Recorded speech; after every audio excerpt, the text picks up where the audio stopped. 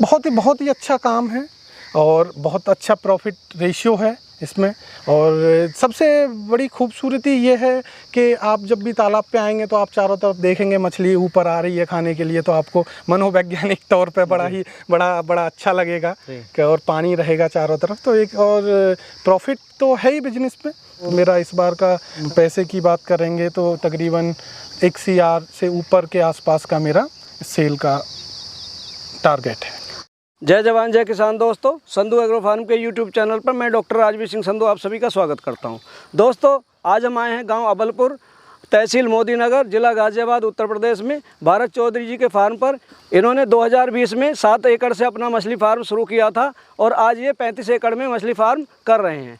तो चलिए आपको मिलवाते हैं भारत चौधरी जी से और जानते हैं इनके सफल फिश फार्मिंग मॉडल के बारे में।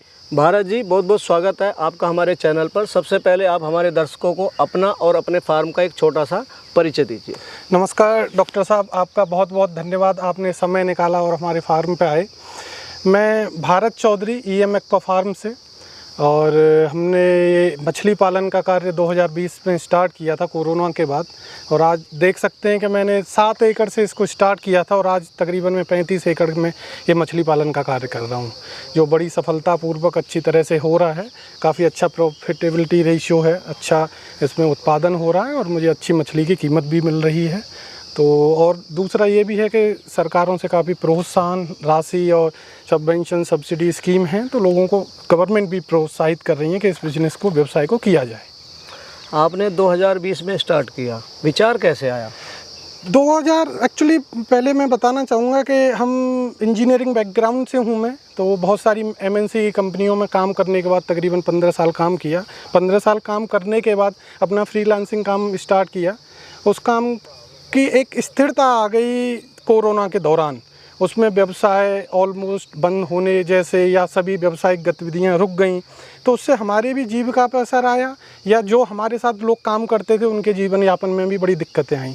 तो तभी एक विचार आया क्यों न कोई एक ऐसा कार्य किया जाए कि जो विषम परिस्थितियों में भी एक अच्छा हमें रिजल्ट दे सके और हमारे साथ जो जुड़े हुए लोग हैं, जो कार्य करते हैं जो लोग, उनका जीवन यापन भी अच्छी तरह से हो सके।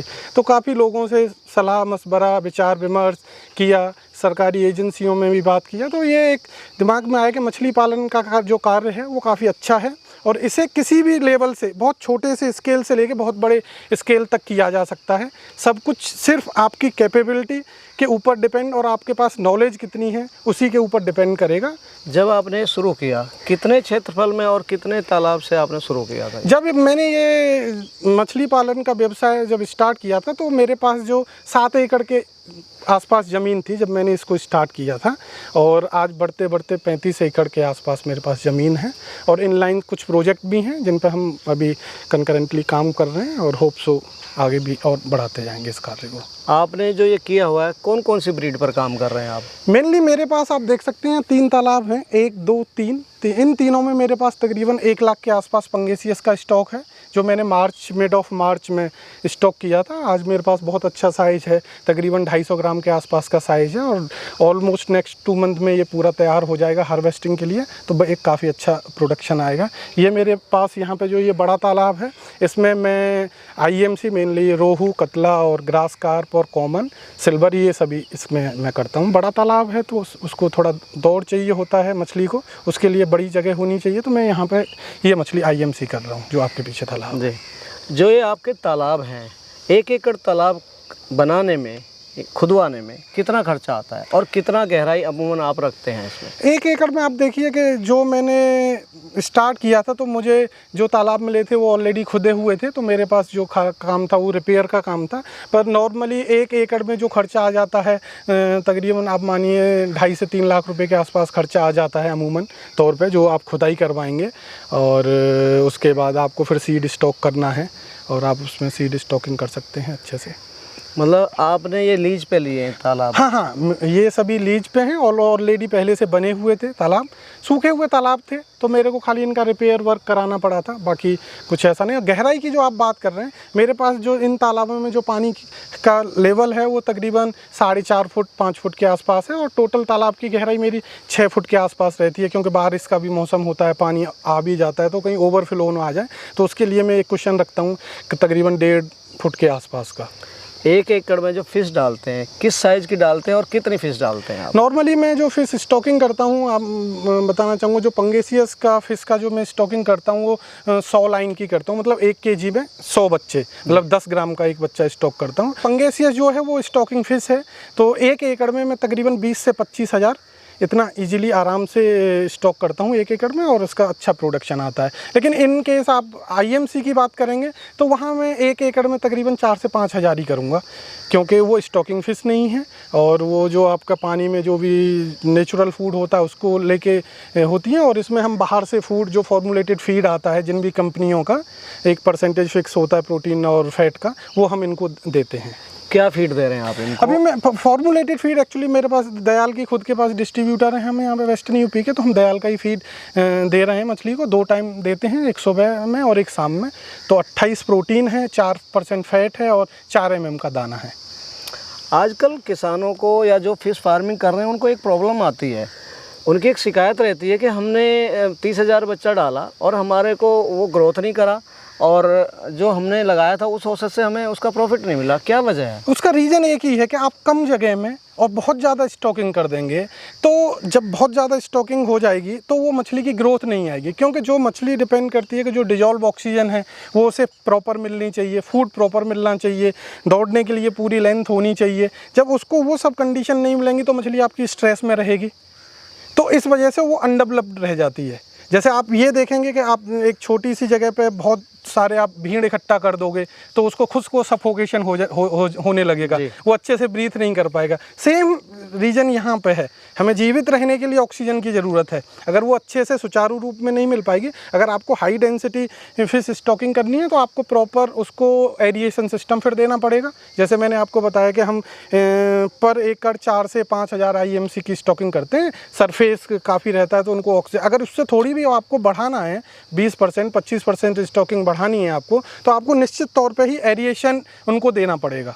मतलब ऑक्सीजन हाँ, ज़्यादा जाए, हाँ, ऑक्सीजन ऐसे आपको सिस्टम लगाने पड़ेंगे उसमें। जो आप पंगेसियस पाल रहे हैं, साल में कितनी हार्वेस्टिंग लेते हैं आप इससे? साल में नॉर्मली एक्चुअली कि यहाँ पे टेम्परेचर, वेदर कंडीशन हमेशा कांस्टेंट नहीं रहती हैं। टेम्परेचर बहुत वेरिएशन में रहता है नॉर्दर्न इंडिया के इस पार्ट में, कि ठंड में टेम्परेचर 3-4 डिग्री चला जाता है, और पंगेसियस जो एक फ़िक्स टेम्परेचर 15 से और 30 के बीच का है, तो ठंड के दिनों में इसको तो हार्वेस्टिंग बड़ा मुश्किल है। तो उसके लिए एक ये करते हैं कि एक नॉर्मल हमने हार्वेस्टिंग स्टॉकिंग किया मार्च में और अपना सितंबर तक उसे निकाल दिया। 5-5.5 महीने में हम 1 किलो के आसपास की हमें ये मछली हो जाती है। फिर दूसरा ये है कि हमने ठंड में छोटा साइज़ लिया 250 लाइन का, और उसको एक छोटी नर्सरी में स्टॉक किया, जहाँ से हम उसको रात में फ्रेश वाटर दे सकें और उसको थोड़ा सा ऊपर से जो पाला पड़ता है उससे भी कवर करके बचा सकें। तो फिर उसको हम ठंड में इस तरह से बचाते हैं, और फिर उसको मार्च में दूसरी जगह बड़े तालाब में स्टॉक कर देते हैं। उसको मई और जून के मिड तक हम टोटल सेल आउट कर देते हैं। आप इतने बड़े लेवल पर फिश फार्मिंग कर रहे हैं, कोई बीमारी?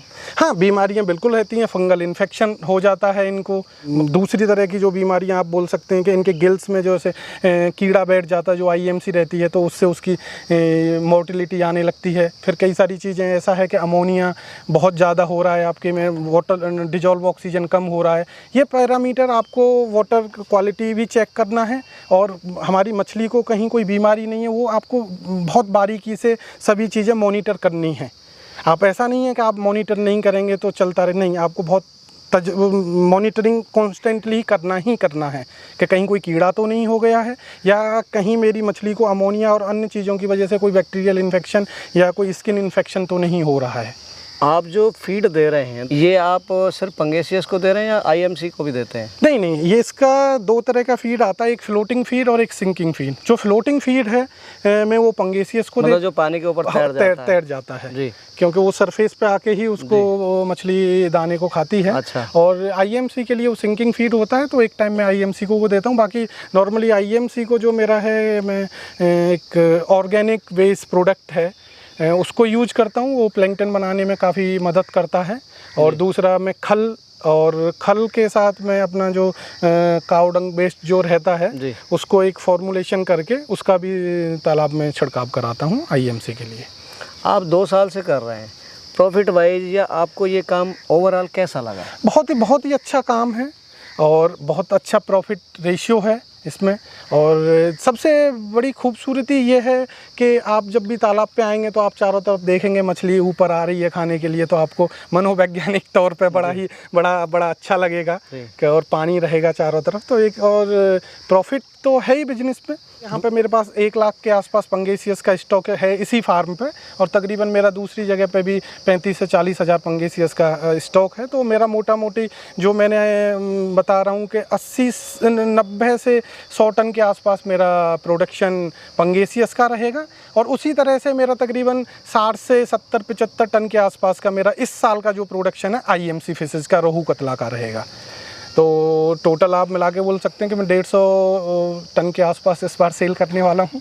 अगर मॉनेटरी वाइज बात करेंगे तो सभी मछलियों का अलग अलग एक रेट रहता है मार्केट की कंडीशन के अकॉर्डिंगली। तो जो पंगास का इन दिनों में रेट आज की डेट में काफ़ी अच्छा रेट मिल रहा है, क्योंकि उतना प्रोडक्शन अभी अवेलेबल मार्केट में है नहीं। तो आजकल तकरीबन 115-120 रुपये किलो अच्छे से पंगास का रेट मिल रहा है, और IMC का भी रेट अच्छा 125-130 रुपये किलो है। तो जो मेरा इस बार का पैसे की बात करेंगे तो तकरीबन 1 CR से ऊपर के आसपास का मेरा सेल का टारगेट है। अच्छा, कोई सेल में प्रॉब्लम तो नहीं आती? नहीं। इस बिजनेस का सबसे बड़ी खूबी जो है वो यही है कि इसमें डिमांड बहुत ज़्यादा है।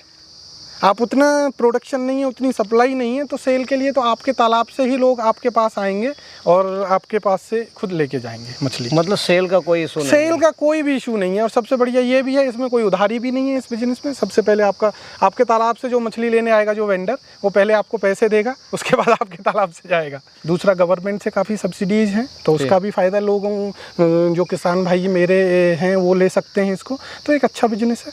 जो नए किसान भाई करना चाहते हैं, एक तो वो किस लेवल से शुरू करें? कोई छोटा किसान है, मान लिया नौकरी नहीं है, बेरोजगार है, वो करना चाहता है, तो उसको क्या सजेस्ट करेंगे, किस लेवल से शुरू करें? आजकल गांव के तालाब आपने देखे होंगे, आदर्श तालाब तो बनवा दिए लेकिन उनमें पानी नहीं है, यूं ही पड़े हैं, हमारे रिसोर्सेज वेस्ट जा रहे हैं। तो थोड़ा सा इस बारे में आप गाइडलाइन दीजिए कि क्या करें। हाँ, ये आपने जो बात पूछी है बहुत ही अच्छी बात है कि जो गांव के तालाब सूखे पड़े हैं। तो इसका जो गांव के तालाब होते हैं, नॉर्मली इसका जो पट्टा दिया जाता है मत्स्य पालकों को, वो 10 वर्षीय पट्टा रहता है। 10 ईयर्स के लिए लीज मिलती है, जो मत्स्य विभाग और राजस्व विभाग दोनों मिलकर आवंटन करते हैं। और मैं किसान भाइयों को यही बताना चाहूँगा आपके माध्यम से कि पहले अगर उन्हें कहीं पे भी गांव के वो तालाब मिल रहे हैं तो उनमें मत्स्य पालन करें। वो आपको न तो वहाँ पे फूड की दिक्कत रहेगी, और गांव के जब तालाब रहते हैं तो वहाँ पे जो कैटल, जो भी गांव की मवेशियाँ जो भी रहते हैं वो आते हैं, तो उनका वेस्ट मिलता है, पानी में डिस्टर्बेंस रहता है, तो ऑक्सीजन की कोई कमी नहीं होती।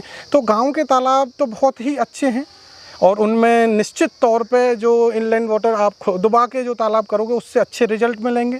और सभी से मेरा किसान भाइयों से ये है कि वहीं से अगर अपनी शुरुआत करें तो वो बहुत अच्छा है, क्योंकि न तो वहाँ पे उतना ज़्यादा खर्चा आएगा उन तालाबों को खुदवाने के लिए। सिर्फ अगर सूखे तालाब हैं, अगर पानी भरा जाएगा तो वाटर टेबल भी ऊपर आएगा। उससे एक ये भी फ़ायदा रहेगा कि गाँव के लिए कि गाँव का जो वाटर टेबल है, वो वाटर लेवल है, वो भी आपका बढ़ रहा है। तो ये सरकार की भी यही योजना है कि आदर्श तालाब बना के और वाटर का जो पानी का संचय किया जाए, और उस वजह से पानी के वाटर लेवल को ऊपर बढ़ाया जाए, टेबल को ऊपर बढ़ाया जाए। ये तो हुई गांव के तालाबों की बात। जो बेरोजगार भाई या किसान या नवयुवा करना चाहता है, देखिए उसको जानकारी नहीं है मछली पालन की, तो आप उसकी किस तरह से हेल्प करेंगे? हमारा हर एक संभव प्रयास यही है, और मैंने जैसे पहले बताया और अब भी आपको वही कह रहा हूँ कि आपके माध्यम से जिन लोगों तक हम पहुंच सकते हैं वही कार्य कर रहे हैं। हम लोगों तक पहुंच के और इसके बारे में अधिक से अधिक जानकारी उनको देना चाह रहे हैं। आएँ, जुड़ें और इसमें आगे बढ़ें। हमारे पास कभी भी वो कॉल करके कोई भी जानकारी ले सकते हैं जो उन्हें ज़रूरत है। हमारी ऑफिस पे आके वो फेस टू फेस जो जानकारी, कैसे स्टार्ट करना है, कौन सी हमें ब्रीड करनी है, कितने एरिया में करना है, उनके पास कितनी लैंड है, वाटर की अवेलेबिलिटी क्या है, नहर नाला कोई पास है नहीं है, सॉइल का पैरामीटर्स क्या हैं, वाटर होल्डिंग कैपेसिटी क्या है, वो सभी जानकारी हम उनको देंगे।